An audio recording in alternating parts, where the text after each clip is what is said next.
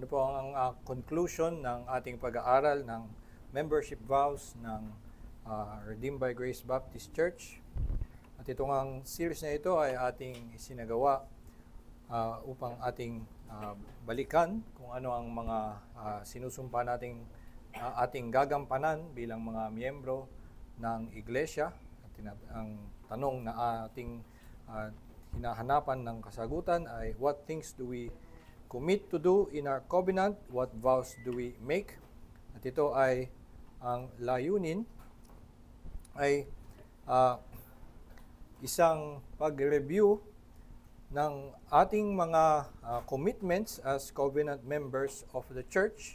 At ang ginawa natin ay nagkaroon tayo ng study of our specific vows. Sa mga nakaraang lesson, nagkaroon tayo ng pasimula hango doon sa unang paragraph ng ating covenant. Ayun, yung having been brought by divine grace to believe in the Lord Jesus Christ. Itong mga yung panimula na usually sa mga covenant naman, sa mga tipan, mayroong ganun na tinatawag na preamble, pati sa mga tipan ng sa panunumpa sa gobyerno, pati sa mga licensure, may mga ganong klaseng panimula. Dito ay lumalabas yung mga principles na papailalim ang ating covenant. At yun ang naging ating mga unang pag-aaral. At sa pagtalakay natin ng mga makikita nating konkretong mga aksyon na ating sinusumpang gagawin bilang mga miyembro, ang mga tiningnan natin ay biblical correction, yung public assembly and private prayer, church order and unity, ministering our gifts, saka last week yung cheerful giving.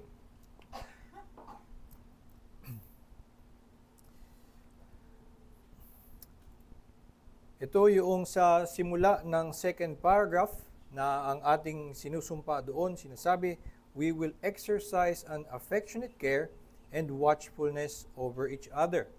Sa pagpapatuloy niyan ay binabanggit na sa ating pag-exercise ng affectionate care and watchfulness over each other ay tayo rin ay we will admonish one another as occasion may require. Kung kinakailangan ay magpapaalalahanan tayo sa isa't isa. Makita natin na lumilihis na ang kanyang lakad ayon sa batas ng Diyos. Kaya ito ay napag-aralan natin kasama sa ating sinusumpang tungkulin ay na tayo ay magsasagawa ng pagtatama, pag-correction na may pag-ibig. Doon din sa sunod na paragraph, bilang isang iglesia, sinasabi, we will not forsake the assembling nor neglect to pray. Itong lengguwahe na to ay makikilala natin nagmumula sa Biblia, Hebrews chapter 10, verse 25. At sa ating pag-aaral, nakita natin na meron tayong pagsumpa na tayo ay dadalo sa mga pagtitipon o hindi natin tatalikuran yung mga pagtitipon. Kita natin at ating nilinaw na hindi ibig sabihin yan na kapag ma-absent ka lang isang beses, ay matindi na ang magiging pag-alala namin sa iyo at magagalit kami sa iyo dahil hindi ka tumutupad sa iyong sinumpa. Kundi ito ay para sa iyong sariling kapakanan, na ito ay itinalaga ng Diyos para sa ikalalago ng bawat mananampalataya. Ito ang mechanism na binigay sa atin ng Diyos para sa ating sanctification. So, tayo ay sumusumpa, we will not forsake the assembling nor neglect to pray. Hindi porket na ikaw ay faithful sa attendance sa public worship ay meron ka ng excuse na kaligtaan na ang private prayer. At ganoon din kabaligtaran ay hindi porket ikaw ay nananalangin naman para sa iglesia ay wala ka ng tungkulin na umattend publicly. Yung nakita natin doon sa isang paragraph na ating sinusumpa, we will not forsake the assembling nor neglect to pray.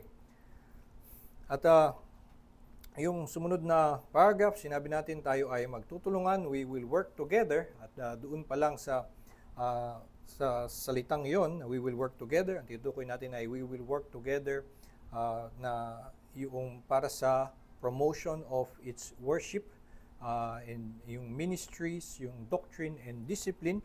So tayo magtutulungan doon at ito kinuha natin yung kahalagahan ng pagkakaroon ng unity at yung pagtuturo na yung may church order sa ating iglesia, mayroong at least distinction between members and officers, at ito ay hindi a distinction ng kanilang worth as Christians, kundi meron lang silang function yung mga officer, at ayon sa appointment ng Panginoon ay mayroong kaayusan na may kinalaman doon sa ating pagkakaroon ng pagkakaiba ng mga roles. So mayroong submission na hinihingi sa mga members to the leadership, na nilinaw din natin hindi ibig sabihin ito na magiging sunod-sunuran o laging walang kahit anong hindi maaaring tumanggi, hindi maaaring sumalungat sa kahit anong desisyon, o hindi maaaring magkaroon ng pagkakaiba. Hindi yun ang ibig sabihin ng pagiging united o church o kaayusan o ng submission, kundi ito ay a posture of the heart na tayo ay merong pagpapasailalim doon sa leadership, meron tayong humility, at meron din tayong respect doon sa order na ibinigay. Yung nakita natin doon sa sinasabing, we will work together. At kita natin yung sinabing, we will minister our gifts as good stewards of God's varied grace. We will minister our gifts to one another. Ito pinag-aralan natin na ang bawat isa sa atin ay pinagkalooban ng iba't ibang mga kaloob, at tayo ay bilang mga katiwala ng mga kaloob na ito ay may tungkulin na ito'y igawad sa iglesia, ito'y maging paraan natin ng paglilingkod dahil ito nga ay binigay sa atin for the good of the body.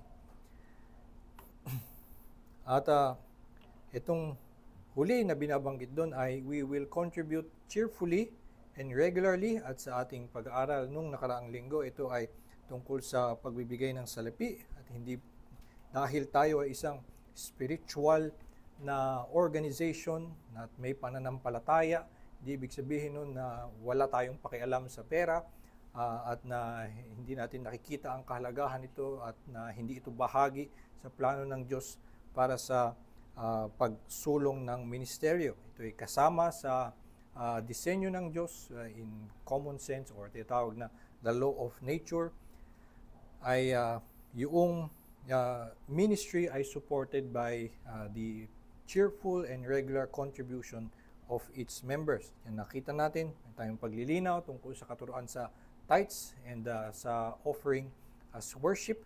At nakita natin na cheerful and regular giving ang pinaninindigan ng iglesia natin. So, ito yung mga specific vows na makikita nating concrete actions na binabanggit sa ating tipan. At ngayon tayo ay mapupunta na doon sa closing paragraph ng ating covenant. Ito ang sinasabi, pagkatapos nating isumpa ang lahat ng iyon na we will work together and yung we will exercise an affectionate care, ito yung last closing paragraph. We engage to do all these things, seeing that they are prescribed by God in His Word and required of all believers in the world. If ever, therefore, that we move from this place, we will as soon as possible unite with some other church where we can carry out the spirit of this covenant and the principles of God's Word. Mayroong pagtatapos noong benediction hango sa 2 Corinthians. May the grace of the Lord Jesus Christ and the love of God and the fellowship of the Holy Spirit be with us all. Amen. So, dito ay makikita natin itong ating closing paragraph ay hindi isang additional vow. Sinasabi lamang natin, we engage to do all these things. Patungkol doon sa ating mga sinumpa, mga naunang binanggit, ay nililinaw natin, ating hinahayag kung ano ang ating motivation sa paggawa ng mga ito. Kaya sabi natin, we engage to do all these things seeing that they are prescribed by God in His Word and required of all believers in the world. So, ito nga ay hindi isang additional vow but a declaration of our motivation. It reminds us of higher accountability and broader commitments.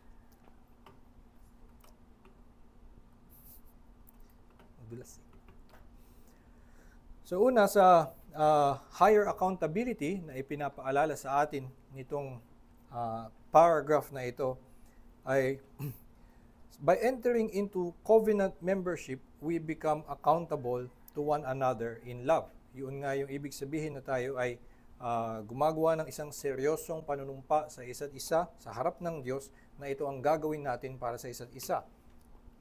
So, gusto kong i-cite yung buong paragraph na yun. Sabi, we will exercise an affectionate care and watchfulness over each other, faithfully admonishing and entreating one another in brotherly love as occasion may require. We will rejoice at each other's happiness and endeavor with tenderness and sympathy to bear each other's burdens and sorrows. So, dito sa bahaging ito ng ating covenant at yung buong covenant, ang naipapahayag natin ay tayo'y nagkakaroon ng pagtipanan sa isa't isa, magkakaroon tayo ng accountability to one another in love.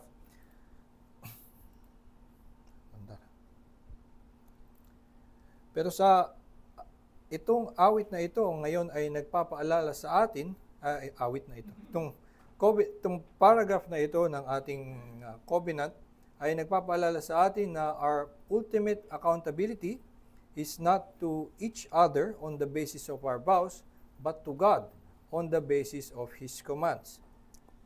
Kaya ngayon sinasabi, seeing that they are prescribed by God in His Word and required of all believers in the world. So, we commit to these vows not in order to please men, not even our brothers and sisters in the church, but in order to please God. So, tayo sa ating ang accountability natin dito sa ating pagsusumpa ay dapat hindi matuon doon sa ating takot sa ating pastor, sa mga kapatid natin na nagbabantay sa ating mga ginagawa. Ang layunin natin sa ating pagsumpa in the first place ay para tayo ay sumunod sa Diyos. Kaya ang dapat mapunta pa rin ng ating tingin na ang ating sinisikap gawin ay na magbigay kaluguran sa ating Diyos.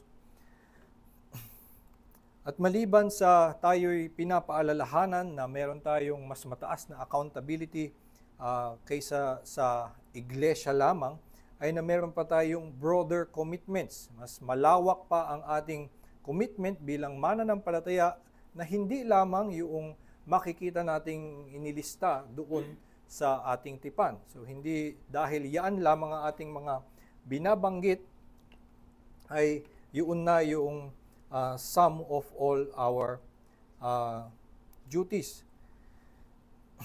So sabi, we desire to live in obedience to God as a grateful response to His saving grace. Yan yung sinasabi natin doon sa panimula ng ating tipan, having been brought by divine grace to believe in the Lord Jesus Christ for the forgiveness of our sins, we do now solemnly and joyfully affirm our covenant with one another. So kaya tayo nakikipagtipan ay dahil nakita natin na isang malaking biyaya itong ibinigay sa atin at sa ating pasasalamat, gusto nating sumunod sa ating Diyos. Kaya ang ating tungkulin, ang ating ginagawa sa ating pagtipan ay hindi para sa iglesia, kundi ang nais natin ay sumunod sa Diyos. At ito, top 1 sa pagbibilang. Number 2, we made these specific vows because they are commanded by God. Ito rin ay babanggitin doon sa ating paragraph, seeing that they are prescribed by God in His Word and required of all believers in the world.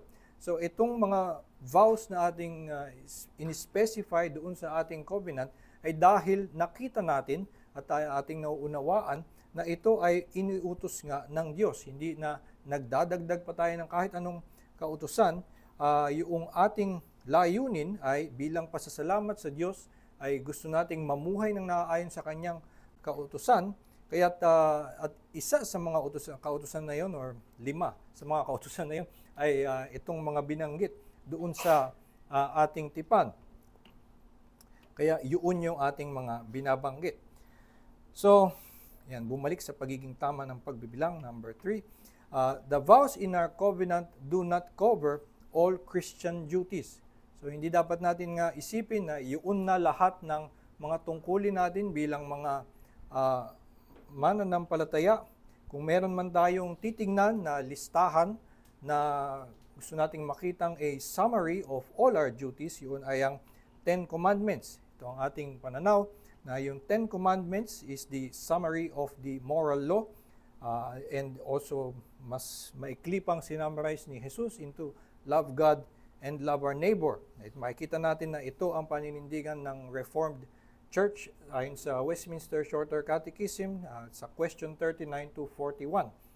Tiyatanong dyan, what is the duty, what is required by God of men? At ito ay makikita natin from the moral law. Where is the moral law summarily comprehended? It is summarily comprehended in the 10 Commandments. So ito ang pananaw natin na in the 10 Commandments, ito ang naglalaman ng ating mga tungkulin bilang tao. Further summarized in love God and love our neighbor. So, the duties specified in our vows are not necessarily the most important duties, but simply the ones pertinent to being a member of a church. So ito din ay hindi na isinasantabi itong mga particular na ito na mga tungkulin, yung tungkol sa pagbibigay o yung pag-attend. Hindi ito yung mga pinakamahalagang ginagawa ng isang Kristiyano, pero ito yung mga may kinalaman very concretely sa pagiging member of a church. At kaya sila binibigyan diin sa ating tipan ay maganda na mapaalalahanan because it can be neglected. Yung mga particular na ito, and also pero maganda rin na pinapaalala sa atin na mas malawak dyan ang ating mga tungkulin dahil minsan nga, dahil ito yung binibigay sa tipan, ay nagkakaroon ng pag-iisip na ito yung mataas na tungkulin sa iglesia. So, merong mga kinakalabasan na ganyan ang pananaw. So yung mga binanggit sa tipan ay mas lalong mabigat ang iyong responsibilidad. In one sense ay tama naman dahil ito nga yung malinaw na in-state mo at sinang-ayunan mo, malinaw na alam mo na tungkulin mo yan. So in that sense ay tama na meron kang higher culpability or responsibility na gawin nga yung tungkulin na yon. Pero mali din at minsan nangyayari sa ibang iglesia, may mga tinatawag na parang covenant duties. Minsan kasi tatawagin nila itong covenant duties dahil ka-questionin saan sinabi sa Bible na ganito dapat yung ginagawa. Covenant duty yan, sinumpa mo eh. So yung dinagdag na mga covenant duty, ito ay hindi naman makikita sa Biblia or dahil covenant at specified doon, nagkakaroon siya ng special place. So, minsan nagiging mas mahalagang sukatan ba ng kabanalan ang kanyang pag-iikapo, pagbibigay, ang kanyang pag-attend, na parang ito yung pinakasukatan ng kanyang pagsunod sa Diyos at hindi na yung init ng kanyang pag-ibig sa Diyos at yung kanyang sigasig sa paglilingkod sa kanyang kapwa. So ito ay napapaalala sa atin nung paragraph na ang ating mga sinusumpa, ginagawa natin seeing that they are prescribed by God in His Word and required of all believers in the world. Yung lingwaheng yun ay nagmula sa ating Baptist Confession of Faith, chapter 26 of the Church, na yung mga tinawag ng Diyos ay binigyan ng mga ay tinawag na maging isang iglesia upang kanilang gampanan ang mga hinihingi ng Diyos sa lahat ng mga mananampalataya habang sila ay nasa mundo. So our commitment is a life of obedience to the whole law, of which being a church member is merely a part. Yun yung ibig sabihin na sa ating panimula ng ating covenant, sinasabi natin, kaya tayo nakikipagtipan ay dahil niligtas tayo, we have been brought by divine grace to believe in the forgiveness of sins through Jesus Christ, at may kasunod pa doon, and having been brought to be baptized in the name of the Father, of the Son, of the Holy Spirit. At sa ating pag-unawa, ang baptism is our commitment to walk in the newness of life. So, itong pagiging kasama sa ang ating layunin bilang mananampalataya ay hindi lamang limitado doon sa mga sinasabi natin sa covenant. Of course, it is a very important part.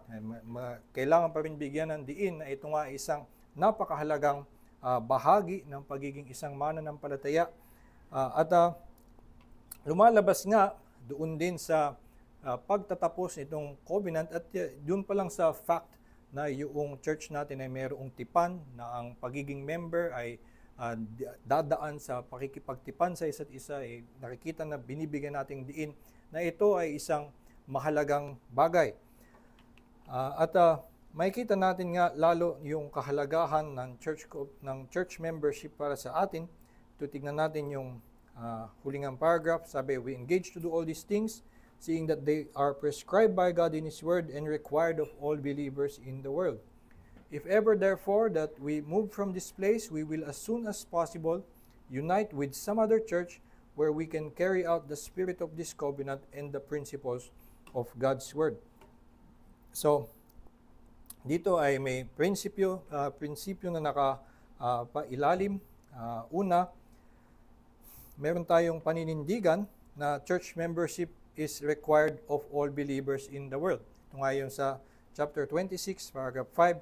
The Lord Jesus calls believers out of the world unto Himself, that they may walk before Him in all the ways of obedience, which He prescribes to them in His Word. Those thus called, He commands to walk together in particular societies or churches. So He commands to walk together in particular societies or churches for their mutual edification and the due performance of that public worship which He requires of them in the world. So, upang gampanan lahat na hinihingi sa atin ng Diyos, ay makikitang may pangangailangan na ang mga mananampalataya ay magsama-sama bilang isang iglesia.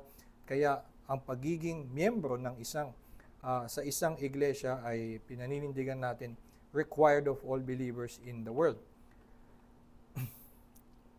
At dito sa ating tipan ay mayroong prinsipyo that membership in any healthy church, even not in our own, is recommended. Kaya ito actually ay isang linya na makikita sa iba't ibang version ng mga Baptist Covenant na sinasabi, tayo rin ay may pangako sa sarili natin, if ever therefore that we move from this place, we will as soon as possible unite with some other church where we can carry out the spirit of this covenant and the principles of God's Word. Dahil nga the covenant ay nakabase lamang sa salita ng Diyos, at yung mga sinumpa natin doon ay mga nakita nating malinaw na iniuutos nga sa lahat ng mananampalataya at hinihingi sa kanila kahit nasan man sila sa mundo. So, mayroong prinsipyo na kung ikaw ay lilipat, aalis dito sa lugar na ito, ay agaran ka ding maghahanap ng ibang iglesia sa kung saan ka mang lilipat. So, ito ay sa ating pagpapahalaga sa church membership ay tinuturo pa natin, o parang tinutulak natin ng bawat miyembro na kung hindi man kayo member dito, magpa-member kayo sa iba. Ay kasi nga ganito ito kahalaga, kahit hindi sa amin ay kailangan ng isang mananampalataya ang pagkakaroon ng tipan sa ibang iglesia. At kaya nga itong ating tipan at itong ating pagtuturo tungkol sa tipan ay maunawaan natin, hindi ito para bang pangungonsensya lang sa inyo na nagkaroon kami ng pag-sense na baka hindi kayo tumutupad sa tipan, kaya kayo ipapagalitan. Walang ganong nangyayari. Yung tipan, kasi bago yan, kaya gusto nating daanan, gusto nating maunawaan para din sa ating isang maganda rin siyang gabay sa ating buhay, at maganda rin na maunawaan natin na hindi ito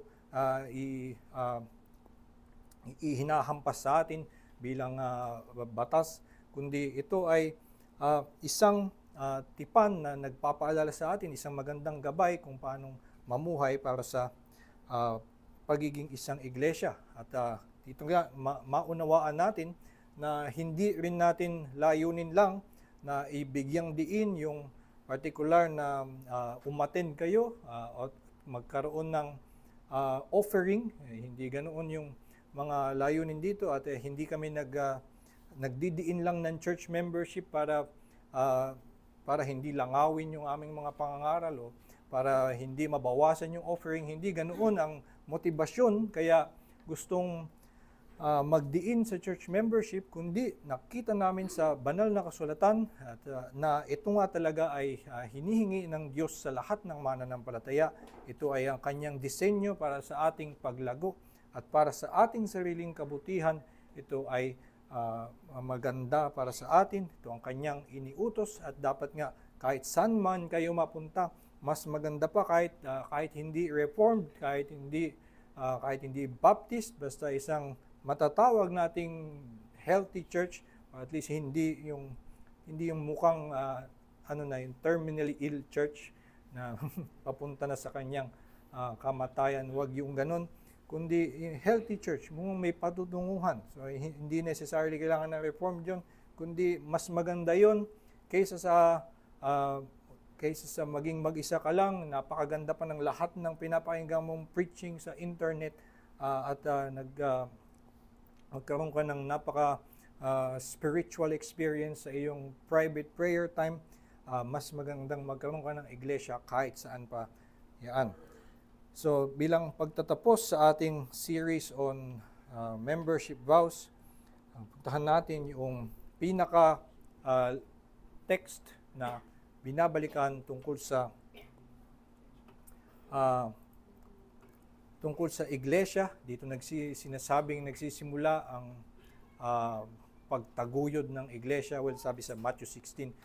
Pero itong talatang ito ang binabalikan sa mga confessions of faith about the church, kung paanong ang tungkulin ng mga mananampalataya sa mundo ay nakapaikot sa iglesia. Ito ay Matthew chapter 28 verse 18 to 20. At alam nga natin ito ang tinatawag na the Great Commission.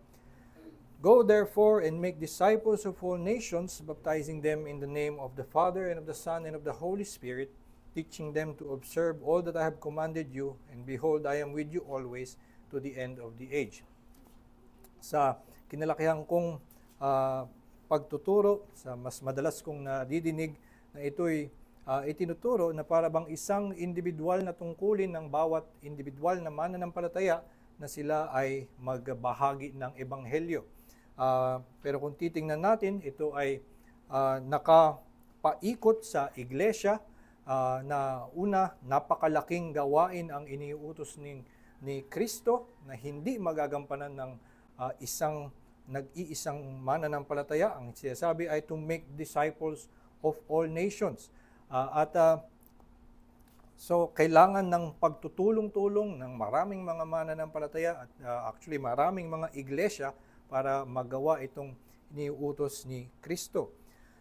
At makikita natin na ito ay talagang sa iglesia nakapaikot dahil binanggit ni Kristo ang baptizing them in the name of the Father and of the Son and of the Holy Spirit, and teaching them to observe all that I have commanded you.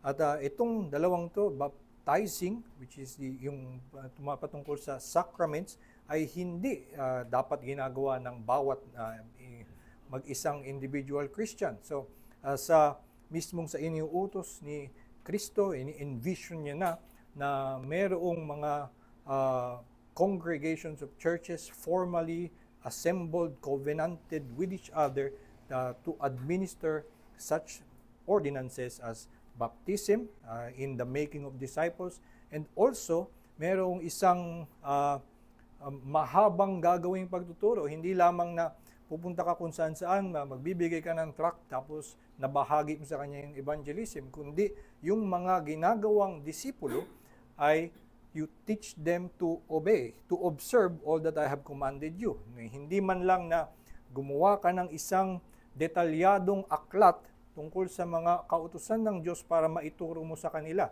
Hindi, ang hinihingi ni Kristo, you teach them to observe. Kaya ito ay kailangan ng isang iglesia na nagtutulungan, nagbabantayan, na tuturuan ka to observe what is commanded, hindi lang na ituro sa iyo what is commanded.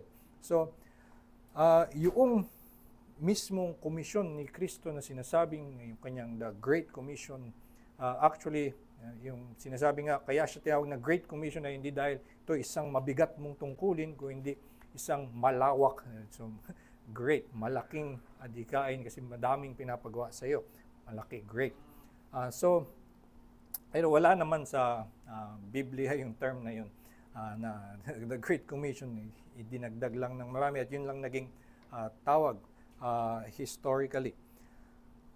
Pero yung tinutukoy nga na ito bilang iglesia, yung ganoon ginagampanan itong hinihiling sa atin ni Kristo. At dahil ito isang napakalaki at napakahabang gawain at mahirap, kailangan din ng ordained teachers, or at least yung gifted teachers na duly recognized by the church.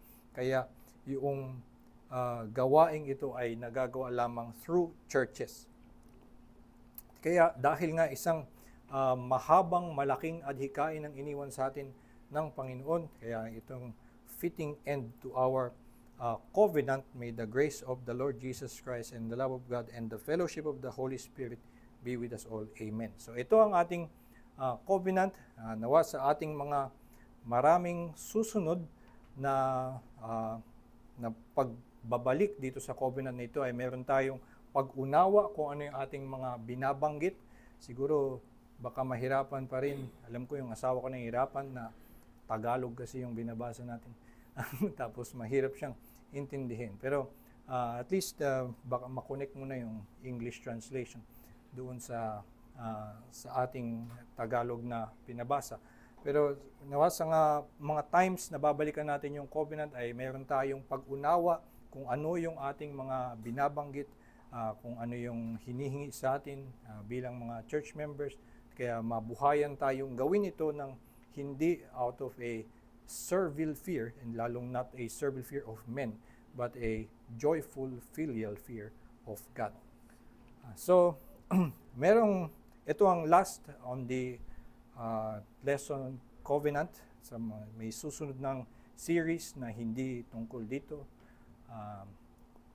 So, meron po ba kayong tanong tungkol dito or tungkol sa buong ating church covenant, tungkol sa church membership, tungkol sa buhay bilang iglesia in general?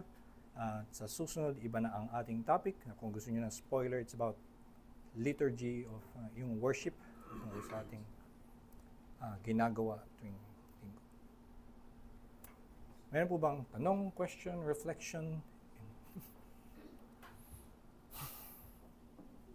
This coffee is making me palpitate.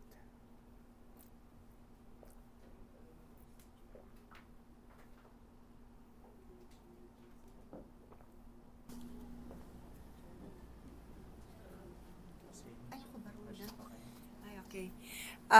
Sa ating vow, syempre inaasahan dito yung ito'y maipamuhay sa ating mga miyembro.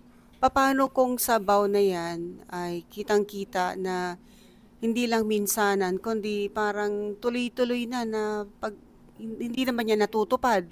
Paano gagawin sa isang miyembro na kakitaan ng gano'n na parang baliwala lang ang vow?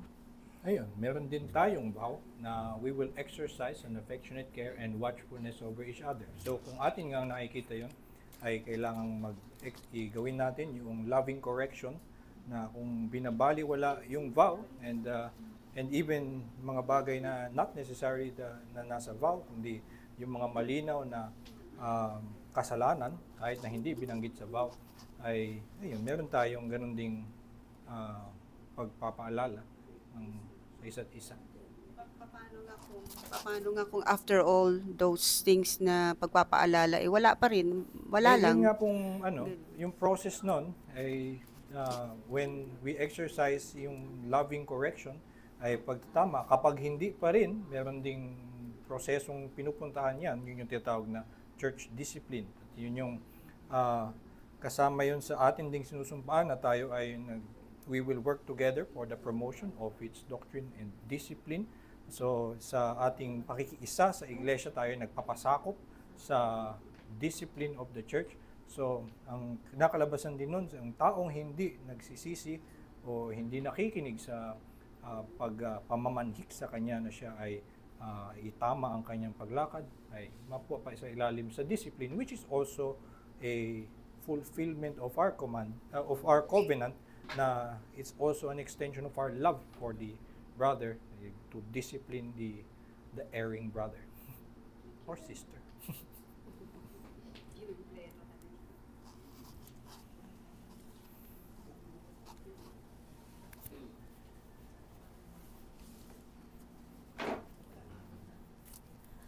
Brother Ai, yung question ko is about sa mga kapatid natin na lumipat nga sa ibang lugar. You did mention kanina dun sa slides nyo na we have to look for a healthy church, correct?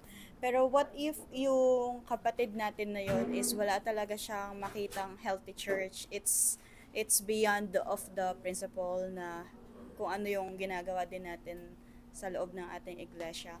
Is it acceptable for them na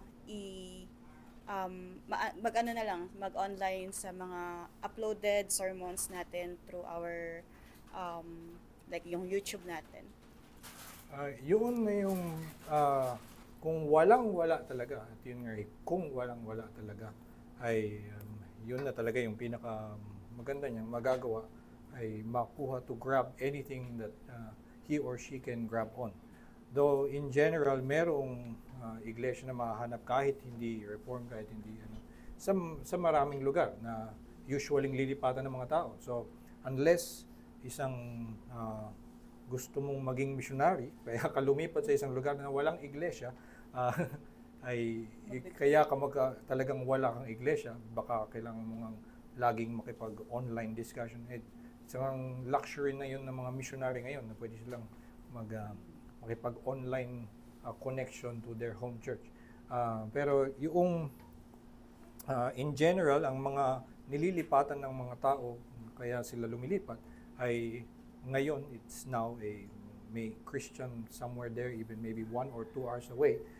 Siguro meron lang mga hindi nakakatuwang mga bagay, bawa makakita ka ng banda.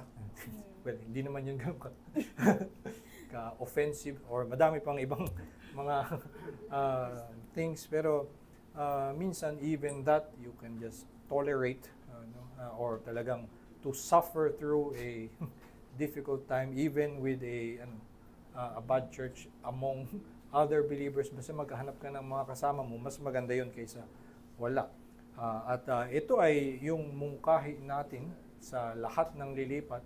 At maganda rin na bago ka pa lumipat, planuhin mo na din yung part na yun, na isipin mo talaga na kung lilipat ako, saan ako mag-church. Yun talaga kasama sa iyong pag-iisip at pagpaplano dapat tungkol sa iyong buhay. Kasi para ka ding nagpaplano na kung lilipat ako, meron ba akong bahay, o meron ba akong kama na matutulugan, meron akong trabaho. At kasama na rin dapat sa pangailangan, sa tingin mo dapat pangailangan mo siya, pagkakaroon ng iglesia.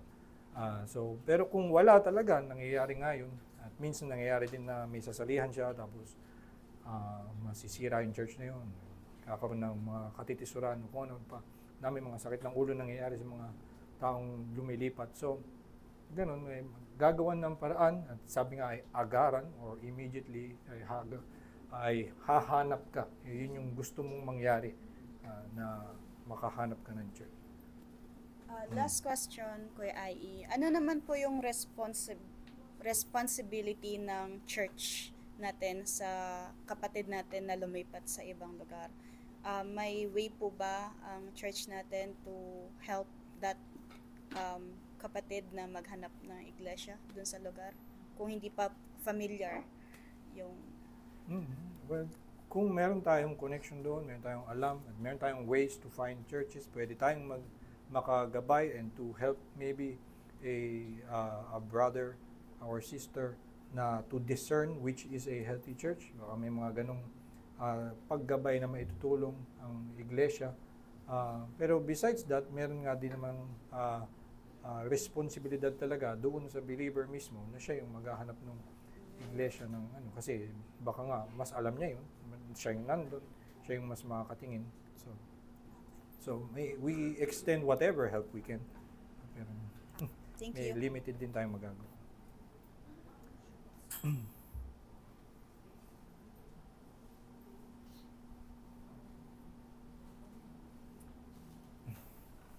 May mga ibang dadagdag ko lang, may mga ibang churches na mayroong system ng pagiging associate member. So, halimbawa, nag-aaral ka sa ibang lugar nang temporarily ka lumipat kasi mag-aaral ka doon. So for a while ay wala ka doon sa church pero babalik ka din naman. So mayroong ganong mga provisional na member ka pa rin, hindi ka naman alisin or kahit ano, pagbalik mo, ganun pa rin. Pero minsan ginagawa na nga dyan ay yung church talaga ay may connection to another church. Kaya maganda rin for churches talaga na magkaroon nga ng association ng mga relationship with other churches para sila ay makapagtulungan regarding members ng mga lumilipat sa iba-ibang lugar.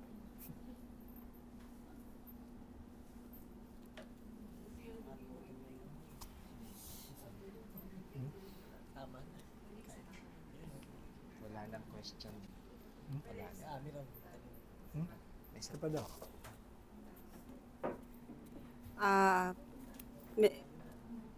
Palagay ko yung ibang mga iglesia non-reform na mga iglesia meron din silang ganyan na mga vow kaya sila kakitaan din ng pagpapasakop o pagsunod sa anumang alituntunin binigay sa kanila ng iglesia. Ano ang pinagkaiba ngayon ng ating vow sa vow nila? Halimbawa, tulad ng sa mga miyembro ng Iglesia ni Cristo. Say, for example, I know may mga vow din sila. Ano pinagkaiba ng vow natin sa vow nila kung alam mo? Hindi ko actually alam kung anong tipan ng mga Iglesia ni Cristo. Meron silang membership covenant. Though alam ko na meron silang strict na pagbabantay sa kanilang mga miyembro. That is yun mga nabalitaan ko about them na binabantayan ng tithing, binabantayan ng attendance, including also Thursday attendance, which is Thursday meeting. So, meron silang ganung pagpapahalaga doon sa mga particular practices of their churches. Ngayon, yung ini-emphasize at least ng Reformed and Reformed Baptist Covenants ay na yung ating mga sinusumpa na tungkulin ay mga nasa Biblia lamang, na malinaw na tungkulin ng lahat ng mananampalataya at malinaw na iniuutos talaga ng Diyos. So, at yun ay hindi magiging parang pabigat sa mga miyembro, hindi nagdadagdag ng mga tungkulin at hindi yun ang nagiging sukatan ng kanilang kabanalan, yung mismong tipan. Hindi, yung tipan ay pagpapahayag lamang ng ating pagtanggap ng mga kautusan na nakita natin sa Diyos. Siguro yun yung general na kaibahan. Pero hindi ako familiar dun sa mismong tipan ng ibang churches. Marami ang yung tipan, church covenant na ginagamit ay actually in general, ang mga gumagamit ng church covenant ay mga Baptist at mga medyo Reformed leaning. Sila yung gumagamit ng mga or may influence ng Reform. So, madami sa mahanap nating church covenant ay medyo kamukha nito. Kamukha nitong sinasabi, though may mga ibang version at may mga ilan na hindi natin sinama dito kasi sa ating pananaw ay hindi ma-justify as something to require of all members.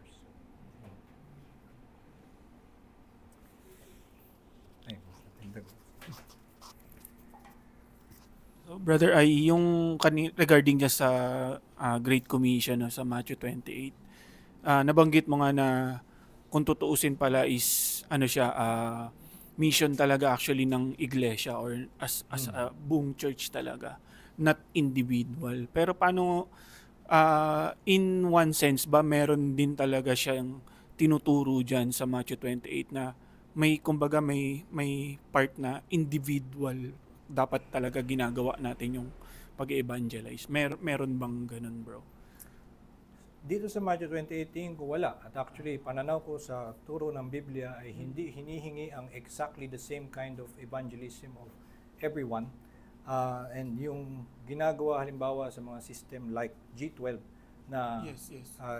each member is required to become and to grow into the same kind of teacher na ito dadaan ka sa aking 12 lessons, ituro mo yan 12 lessons na yan sa iyong 12 at turo ka ng ganun din. So each member becomes a particular kind of teacher at sinasabi sa Biblia mismo, not everyone should be teachers at to require everyone, especially new believers, na magkaroon ng ganitong klaseng paggawa ay hindi maganda, ang pabigat sa kanila yon.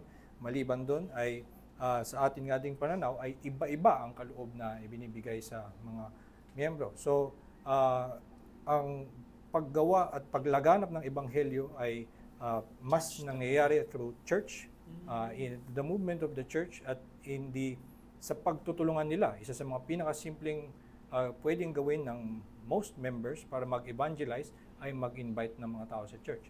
Ng kanilang mga kaibigan ay dali nila sa church at mangyaring makapakinig sila ng pangangaral doon. So ito ay pagtutulong-tulong ng bawat miyembro. So hindi na kailangan pare-pareho sila na lahat iisang ginagawa, lahat sila ay nagbabahagi ng isang particular formula of how to evangelize, kundi parang kapag inutusan mo ang grupo ng mga bata na hugasan ng pinggan at sila'y lahat nag-divide na yung isa siya yung magdadala doon, yung isa magsasabon, yung isa magbabanlaw, yung isa siya yung magpupunas at magtatabi. So hindi mo masasabi na hindi masunurin itong mga batang to kasi wala sa kanila ang masasabi mong naghugas ng pinggan. Kasi ang bawat isa ay iba-iba yung ginawa, hindi nila hinugasan. Pero masasabi mo na yung mga batang yun sa kanilang pagtutulungan, nagampanan yung hiningi sa kanila. So itong iglesia, hindi dapat natin bigyan ng pabigat yung mga members na ang bawat isa sa inyo ay may matinding kasalanan kapag hindi ka pala nakapag-share ng gospel ng 3 beses at 3 strangers na makita mo everyday. So hindi ganoon. Ang paglaganap ng ebanghelyo is through the cooperation of members sa iglesia at ito ay magandang nangyayari sa sama-samang ginagawa. Minsan maaaring ang bawat miyembro ay mangyari lang na i-disciple ang kanyang pamilya or na yung sa kanyang pag-entertain ng friends and in natural conversations ay lumalabas yung kanyang faith in the gospel at nababahagi yun. So hindi natin binibigyan pa ng parang diin na ito ay isang tungkulin mo, gawin mo ito in this particular method. Hindi ganoon ang hinihingi sa atin. Sila yung magtulungan. Salamat, bro. Kasi naging malinaw din yun sa akin. Dahil yung isa ko ngang friend si Carlos, parang siya, ay, sorry. Hindi kasi kilala naman actually. Sorry po. Natin sa pangalan. Sorry po. Yung isa ko kasing friend, okay lang naman din siguro banggitin na, kasi mabigat sa kanya, dahil yun nga yung iniisip niya na parang individual dapat, nagdi-disciple ka. So, maganda naman siguro yung burden na nilalagay sa kanya, sa heart niya.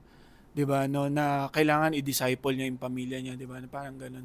Pero kaso nga lang sumobrang bigat lang dahil nga yun yung tinitingnan niya yung Matthew 28. Nakala niya pang individual yun. Yung pala gaan pala dahil nga sa dapat gawain pala ng church as a whole yun. Maganda lang na matutunan din natin sa isang banda, pwede nga na ang bahagi natin is not necessarily the same kind of evangelism that people do. Pero maganda rin na matutunan natin na we can share and we can share our faith in even the simplest ways, in even just talking about how we are happy with our church, and even talking about na ay napakasaya maging mananampalataya in your natural conversations, at kahit nabubulol-bulol ka o medyo napapatid-patid ka sa doktrina, it is still yung word of truth of God's grace is a power unto salvation. Kaya yun, magkaroon din tayo ng confidence na kahit those simple things ay maglalaganap ng ebanghelyo at makapagliligtas ng mga makasalanan. So, yung consideration, magandang. Yun. So, yun lamang. Ito yung buong series.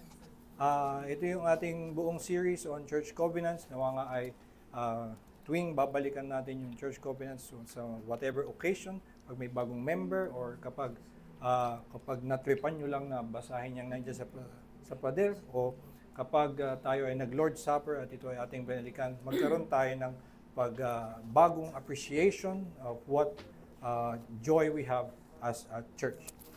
Yun nga, susunod nating series na pag-usapan na namin ni Pastor, ang pag-aaral ay tungkol sa pagsamba, particularly yung liturgy, yung program ng pagsamba. Pag-aaralan natin yung ginagawa ng Reformed churches, at makikita natin na merong iba na ginagawa ang mga Reformed churches. Hindi necessarily na gagayahin natin ang lahat ng ito.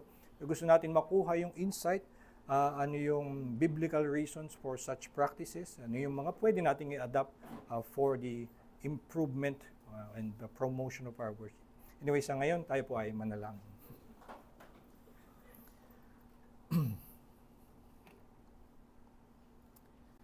Ama naming Diyos, kami nagpapasalamat sa inyong biyaya na inyong pinagkakaloob sa pamamagitan ng iglesia, na kaming inyong mga iniligtas ay hindi nyo iniwan na maging mag-isa, kundi kami tinipon mo sa isang iglesia na kami makapagtulungan sa aming paglakad at na sumunod sa iyong mga kautusan. Nawa nga, Panginoon, ay patuloy nyo kaming turuan ng kahalagahan ng aming buhay kasama ang iglesia, nang sa gayon ay mapakinabangan namin itong biyaya mong ito, at kami lumakad ng naayon sa inyong disenyo, at kami nga ay makatanggap ng inyong biyaya, maging mapagpasalamat kami sa inyong mga kaloob na ibinigay nyo sa amin para sa aming ikalalago at ikabubuti. Patuloy nyo kaming tulungan sa aming pananatili sa mundong ito bilang isang iglesia, na kami ay magkaroon ng pag-ibig sa bawat isa at commitment na sumunod sa lahat ng inyong kautusan, nang sa gayon ang aming buong buhay bilang iglesia ay nakaluluwalhati sa iyong pangalan. Po aming dalangin sa Panginoon Jesus. Amen.